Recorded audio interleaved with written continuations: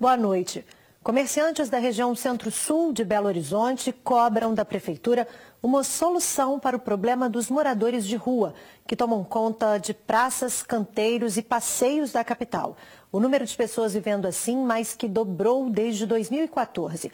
A maioria se recusa a dormir nos abrigos gratuitos e em muitos lugares os colchões, barracas, roupas e alimentos têm causado transtornos para o comércio e pedestres. Um abrigo improvisado, sem proteção. Uma vida ao ar livre, mas carregada de dificuldades. Na Avenida Bernardo Monteiro, no bairro Funcionários, em Belo Horizonte, alguns moradores de rua fizeram dessas barracas moradia. Comerciantes denunciam que a permanência deles por aqui tem causado problemas. Por medo, eles preferem não ser identificados. Quando eles brigam, discutem, sempre tem um com a faca na mão. Já houve um caso de esfaqueamento que gerou óbito de um deles. Então, quando você vai manobrar o carro, por exemplo, eles ficam te encarando para tentar te intimidar de alguma forma. Falam, eu estou aqui, não mexa comigo. Eles fazem xixi, cocô na rua. E em retaliação, quando eles percebem que existe alguma coisa contra eles, eles fazem na porta da gente. De acordo com os comerciantes, o aumento no número de moradores de rua na região tem causado prejuízos financeiros. Eu já perdi 2 clientes que alugavam meu espaço aqui, que não alugam mais. E no sábado passado, houve um grupo aqui que ficou aqui até as 23 horas e 2 carros foram roubados. Eu estou aqui há mais de 10 anos, querida, nunca aconteceu isso. 603 assinaturas foram recolhidas no abaixo-assinado entregue para a Prefeitura. Os comerciantes querem que os moradores de rua sejam levados para um abrigo. O último levantamento feito pela Secretaria Municipal de Políticas Sociais de Belo Horizonte no ano passado apontou que a cidade tem 4.453 moradores de rua. O número é 149% maior do que o registrado em 2014, quando a Prefeitura identificou 1.827 pessoas vivendo nas ruas. 60% delas estão por aqui, na região centro-sul da capital. Celso, de 41 anos, diz que não está prejudicando ninguém, por isso vai continuar montando a barraca dele pelas ruas. Tem pessoas que dependem da droga, ou seja, são doentes. Igual em todos os lugares, ou seja, em todas as cidades existe isso. Porque está acusando para tirar elas daqui para ir para outro lugar, elas vão piorar. A verdade é essa, ainda vai ficar com o quê? Com mágoa, com raiva das pessoas que estão falando isso delas. Já no bairro Floresta, os moradores denunciam que este passeio se transformou em área de domínio do grupo, que colocou até varal e acumula lixo. Na semana passada, uma grávida foi agredida pelo companheiro que vive aqui. A confusão assustou os vizinhos. O cara bateu nela de pau, pau. Na Praça Raul Soares, um dos cartões postais de BH, um novo cenário. São 3 barracas com 6 moradores de rua. Outros dormem na grama. São humanos como a gente, né? A gente conversa com eles. São de boa também. A gente tem medo de passar aqui por causa de assalto. Claudiane foi para a praça depois de sair da prisão, há um mês. Aqui na praça não vejo nada de negócio de furto, de roubo de ninguém. Já este morador, que preferiu não se identificar, vive na praça há 1 ano e 3 meses. Nunca vi, do tempo que eu estou aqui, eu nunca vi assalto e nem tráfico de droga aqui não. Os moradores de rua podem buscar ajuda na prefeitura. E quem se sentir ameaçado ou incomodado por eles deve procurar a Polícia Militar e a Secretaria de Assistência Social. Cabe à política de assistência social a proteção social da população de rua.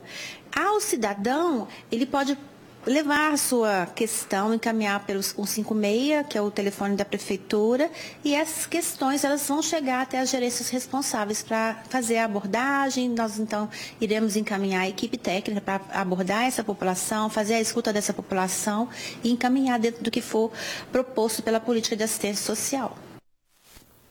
Um motorista denuncia que foi agredido e algemado por policiais civis por causa de uma discussão de trânsito nessa manhã na BR-040, no Trevo de Congonhas. Uma testemunha filmou toda a ação. Veja. As imagens gravadas no celular mostram 2 homens que seriam policiais civis à paisana tentando algemar o motorista da picape. No momento, o espectador relata o espanto da cena, registrada às margens da BR-040 no Trevo de Congonhas, região central de Minas. Abuso de autoridade aí, ó. Estreitamento de pista. Os carros se fecharam, o policial sacou a arma. A apontou na cabeça do senhor de idade, agora está algemando ele, na covardia. Com pulsos, costelas e orelha machucados, roupas sujas e rasgadas, o motorista classificou a ação como uma humilhante covardia. O comerciante voltava para Belo Horizonte de uma fazenda. Num estreitamento de pista, ele acabou fechando o carro em que os policiais estavam e foi imediatamente parado. Tudo bem, se tivesse errado, fosse o fato de eu estar errado na hora, que ele chamasse atenção, eu pedi desculpa para ele, ainda falei, se eu tiver errado, você desculpa. Ele não quis saber de nada, ele simplesmente tirou a arma, apontou para mim, mandou eu parar, como se eu fosse um bandido. Eu parei, ouvi, acatei o pedido dele, estacionei o carro. Quando eu achei que ele fosse, pelo menos dialogar comigo, mandou pôr a mão para cima, uma mão na cabeça. Eu falei, não vou pôr a mão na cabeça, não sou bandido. Foi neste momento que a testemunha começou a filmar. Frederico conta que uma viatura da PM parou e o colocou no camburão algemado até a chegada da Polícia Rodoviária Federal. O comerciante diz que nenhuma autoridade registrou o boletim de ocorrência e que a PRF resolveu liberá-lo quando pediu para ser levado para a delegacia. Ainda atordoado, Frederico decidiu denunciar o episódio na corregedoria da Polícia Civil. Eles me colocaram dentro da viatura, eu fiquei 2 horas dentro da viatura sem poder dar uma palavra. Eu não ia nem denunciar. O advogado falou, olha, isso aí não pode acontecer não. Entendeu? Infelizmente eu não queria, eu gosto de viver em paz, eu gosto de ter paz. Sou uma pessoa, extremamente que gosta de viver em paz, tranquilo, mas não teve jeito não. Ele falou, não, você vai sim, porque você tem que fazer o corpo de delito, não pode fazer isso com você não. Quando a gente acha que a polícia vai estar orientando, vai estar ajudando, fazendo uma orientação, é igual eu falo, o cara que apontar um revólver, aponta uma pessoa, um bandido, quem está roubando, quem está estupando, uma pessoa, um bandido de verdade, não para mim. De acordo com a Polícia Civil, 2 policiais estavam a caminho de BH em diligência quando avistaram um motorista dirigindo em zigue-zague, fazendo ultrapassagem perigosa em local proibido. A partir daí foi feita a abordagem do motorista e acionada a PM e a Polícia Rodoviária Federal. Foi encaminhado ao Ceresp da Gameleira, na capital, o motorista que dirigia o carro que se envolveu em um acidente com o ônibus do MOVE na barragem da Pampulha. Bruno Souza Passali, de 24 anos, não tinha habilitação. 6 pessoas ficaram feridas, uma delas em estado grave. De acordo com a Polícia Civil, ele foi autuado por lesão corporal culposa na direção de veículo automotor. O teste do bafômetro apontou 0,23 miligramas de álcool por litro de ar expelido. Somente índices acima de 0,34 são considerados crime de trânsito. A fiança foi estipulada em R$15 mil, mas como ele não pagou, foi encaminhado ao presídio. Ainda segundo a assessoria de imprensa do Detran, o carro era do tio do rapaz que procurou uma delegacia para registrar que não emprestou o veículo para ele e sim para o irmão que era habilitado. Uma idosa foi atropelada por uma caminhonete em marcha ré em Paraguaçu, no sul do estado. Imagens de uma câmera de segurança flagraram o acidente. As imagens mostram primeiro que pessoas embarcam na caminhonete, entre elas uma criança. Veja que a vítima passa ao lado do veículo. A motorista engata a marcha ré. A caminhonete começa a se movimentar. A motorista não percebe que a idosa está logo atrás do veículo. A mulher acaba sendo atropelada. A motorista sai da caminhonete e vai até a vítima. A idosa se levanta com dificuldade e anda devagar. Um outro homem chega e tenta ajudar. A vítima acaba sendo levada para a caminhonete. Segundo testemunhas, ela tem 77 anos. O acidente aconteceu no bairro Parque dos Pinheiros, em Paraguaçu. A mulher foi levada para o hospital da cidade. Segundo o boletim de ocorrência, a motorista contou no hospital que a idosa teria passado mal e caído no chão. Já a idosa disse que não se lembrava de nada. Ela teve ferimentos em todo o corpo. A Polícia Civil deve investigar o caso. Pela segunda vez em menos de uma semana, um pátio de veículos foi incendiado em Divinópolis, no centro-oeste de Minas. Vários carros que aguardavam o leilão do Detran foram queimados. Quando os bombeiros chegaram ao pátio de veículos, vários carros já estavam em chamas. A situação que a gente encontrou aqui, um caminhão queimando, né? Um caminhão de aproximadamente 7 metros de comprimento e de 6 a 8 carros, no mínimo. Na semana passada, outro incêndio foi registrado no mesmo pátio. As chamas chegaram a 6 metros de altura. Vários carros ficaram queimados. A dona do imóvel acompanhou o trabalho dos bombeiros. Segundo ela, o local está abandonado há pelo menos 4 anos. É ladrão dia e noite, agora eles estão colocando fogo. Tem o lote ao lado que funciona como tipo um pátio dos caminhões que a gente arruma na oficina.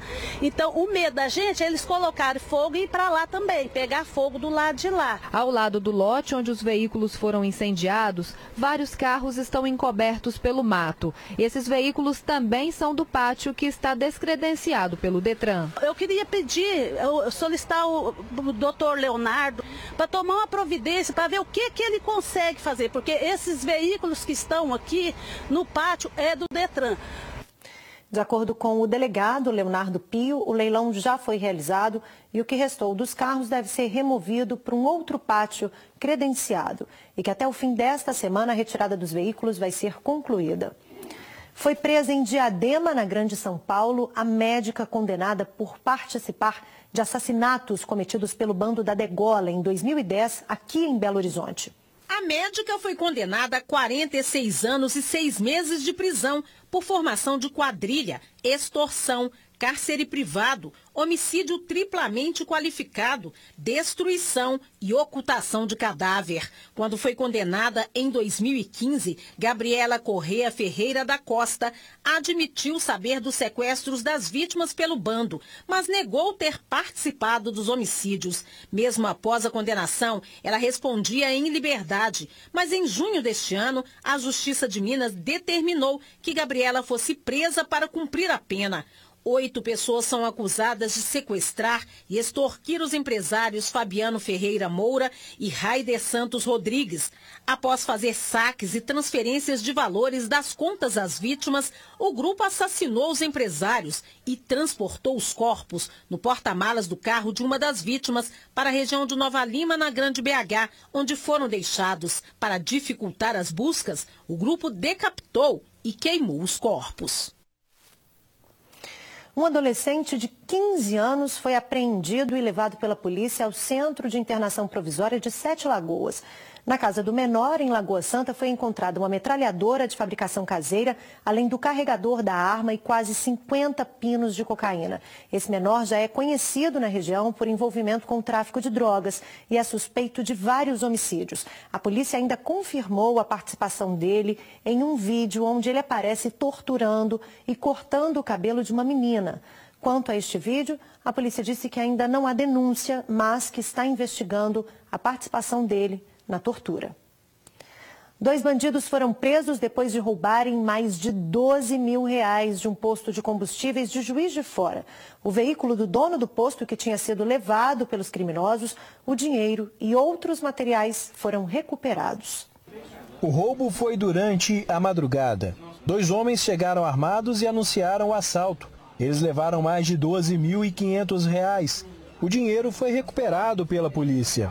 4 celulares, um revólver calibre 38 e munição também foram apreendidos. Chegando ao local, eles perceberam que a residência do dono do estabelecimento era nas proximidades.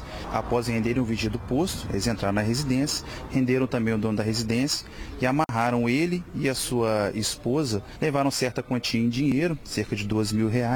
A PM foi acionada logo em seguida e os policiais agiram rápido. 2 homens de 30 e 26 anos foram presos pela Polícia Militar suspeitos do crime. O mais velho deles foi abordado já na zona norte de Juiz de Fora. Ele estava no carro roubado da vítima, carregando todos os materiais. Segundo a PM, ele desceu do veículo armado. Os policiais, fazendo uso legal da força, repeliram a injusta agressão, efetuando um disparo que veio acertar o infrator no cotovelo. Esse infrator foi preso, medicado e conduzido à delegacia. O veículo foi recuperado e a quantia integral do dinheiro roubado também. Choveu hoje durante a tarde em alguns pontos isolados de Belo Horizonte. Amanhã o céu permanece nublado na região metropolitana. Vamos ver agora como fica o tempo nesta quinta-feira nas outras regiões do estado.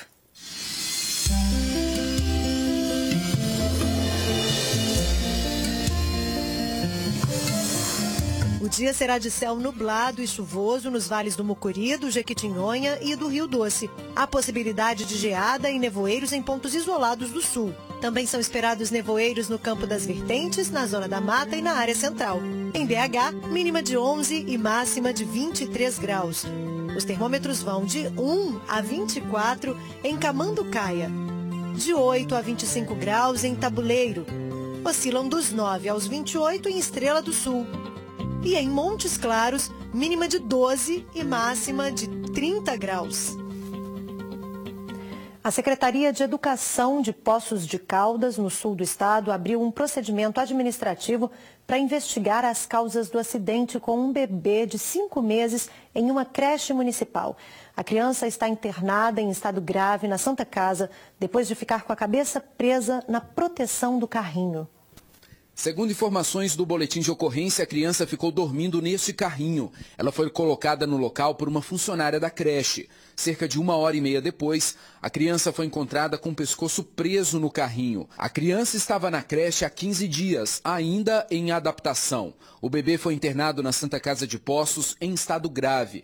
A equipe médica informou que a criança teve uma parada respiratória e teve que ser reanimada. O bebê ainda teve uma asfixia grave, o que pode ter comprometido o funcionamento de outros órgãos. 2 crises convulsivas durante a noite, foi feita medicação, agora ela está usando uma medicação que gera um coma, né? Ela chegou em coma e agora mantém um coma medicamentoso que a gente deve persistir aí durante 48 a 72 horas para preservar e diminuir os riscos de lesão cerebral. A Secretaria de Educação informou que a família e a criança receberam todo o apoio necessário. Chegaram praticamente junto com a criança e ali o momento foi só de acalentar a família e aguardar que os cuidados, os primeiros procedimentos fossem tomados para a gente ir tendo notícia em relação à família.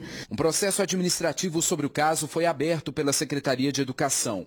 O objetivo é apurar por que a criança estava sem o cinto de segurança, já que é um item obrigatório. Investigação que possa levantar fatos e que isso possa nortear o trabalho da unidade no sentido nem de culpabilizar quem não tem essa culpa, assim como também não omitir nenhum dado que represente qualquer tipo de negligência. Esse é o segundo caso envolvendo crianças na creche, que fica no bairro Vila Matilde. Em abril desse ano, uma criança fugiu da instituição de ensino. De fato, houve naquele momento uma desatenção em relação a ao Estado, né? A questão do portão está fechado, mas eu não quero acreditar que uma coisa esteja ligada à outra no sentido de tornar aquela comunidade, aquelas servidoras, pessoas que não estejam engajadas com responsabilidade no processo de educação. Daqui a pouco, a Croácia e França decidem a Copa do Mundo. E ainda, você vai ver uma aula diferente que os alunos de uma escola municipal veem no próximo domingo quem é o campeão mundial de futebol. O segundo finalista foi definido hoje num jogo emocionante entre a Croácia e a Inglaterra. Os ingleses abriram o placar logo aos 4 minutos de jogo e tiveram várias chances de aumentar. Mas os croatas empataram no segundo tempo, levaram o jogo para a prorrogação e viraram a partida na segunda metade do tempo extra. Antes da finalíssima em Moscou, tem a decisão do terceiro lugar no sábado entre Inglaterra e Bélgica. O Corpo de Bombeiros esteve nesta quarta no Parque Serra Verde, na região de Venda Nova, na capital, para a Operação Alerta Verde. Só que hoje eles levaram alunos de uma escola municipal que tiveram uma super aula sobre a prevenção de queimadas. A turma aprendeu direitinho a importância de preservar o meio ambiente.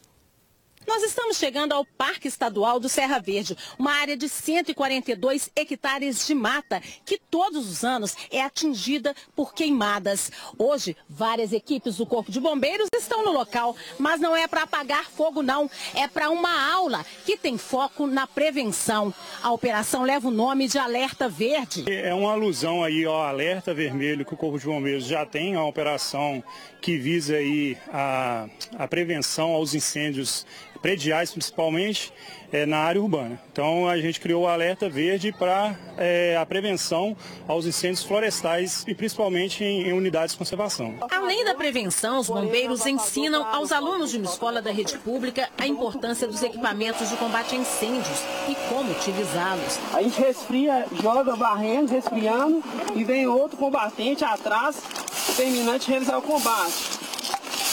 Sim, ó.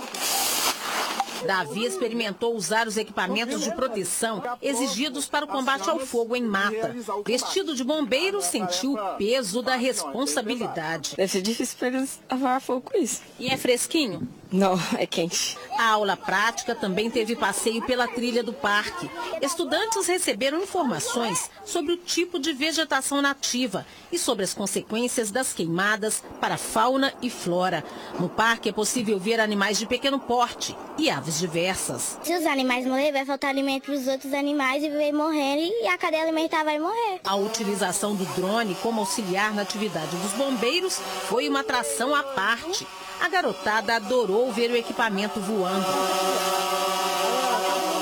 Aprendi que às vezes os trabalhos dos bombeiros são bem difíceis, algumas coisas deles é pesado, esses negócios. Quando eu ver alguém colocando fogo nos matos, eu vou falar que não pode fazer isso não. A gente precisa das árvores para oxigênio, só se continuar matando as árvores a gente pode acabar morrendo, que a gente não vai ter mais oxigênio. Ano passado foram registrados em Minas 14 mil incêndios em vegetação. De janeiro a maio desse ano já foram cerca de 3 mil. 43 em parques, sendo que um deles atingiu Serra Verde. A gente formando adultos mais conscientes, a gente vai ter também um ganho aí na preservação do meio ambiente. Por isso o enfoque são as crianças. O JA termina aqui, você assiste agora ao SBT Brasil. Eu estou de volta amanhã, a partir das 7h15 da noite. Até lá!